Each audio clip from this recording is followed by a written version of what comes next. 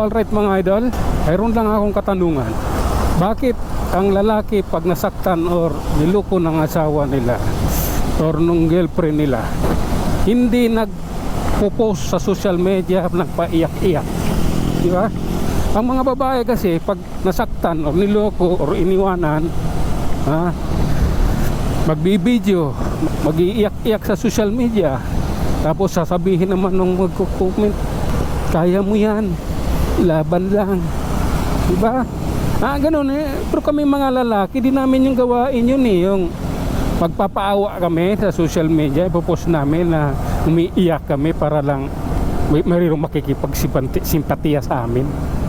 Di namin gawain yun. Umiiyak kami mga lalaki, umiiyak kami, nasasaktan kami, pero tinatago namin yan. Umuupo kami sa isang sulok, sa isang tabi, doon kami umiiyak. Tahimik kami, hindi namin pinangangalandakan na umiyak kami, nasaktan kami, niloko kami nung kung sino mang karelasyon namin. Ganon kami mga lalaki. Pero yung mga babae, anak ng podya, iyak nang iyak, tumutulo pa yung sipon, ipopost sa social media, manluluko siya. Bago nabubwisit akong manood sa ganon. Kung nasaktan ka na nga, iniwanan ka na nga, biniluko ka na nga, lahat kung ano-ano pa tawag dyan, kailangan mo pang ipost sa social media, pagmamalaki mo. Diyos ko Lord, ano nangyari dito? Okay, tuloy tayo. Bakit sila ganun, no?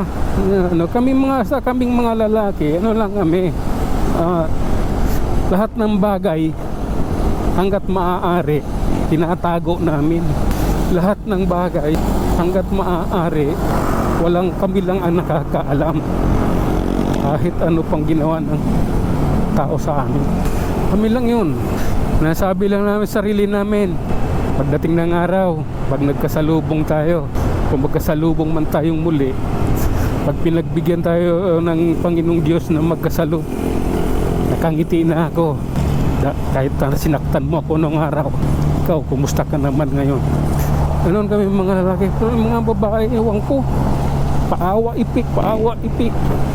Pero minsan sila lang din naman ang may kasalanan kung bakit sila niloko, bakit sila iniwan, bakit sila kung ano pang nangyayari sa buhay nila, sa relasyon nila. Sila lang din naman may kasalanan. Tulad nung iba, sobrang siluso, diba? Sobrang silusa, anak ng toko. Kung react,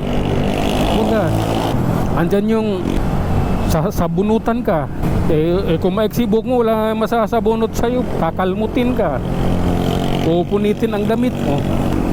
Ganun. Siyempre yung mga lalaki, pag ganun laging ginaganon ng mga babae, napapahiya naman yun, diba? Lalo pat may nakakita. Pwede yung kayo lang dalawa, pero pag may nakakitang iba, nahihiya din kami.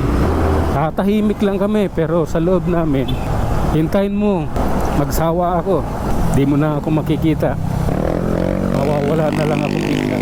Ganun kami. Pero ewan, Diyos ko, bakit ganun kayo mga girls? Kaming mga lalaki, pag nasaktan, umiiyak, nananahimik sa isang tabi.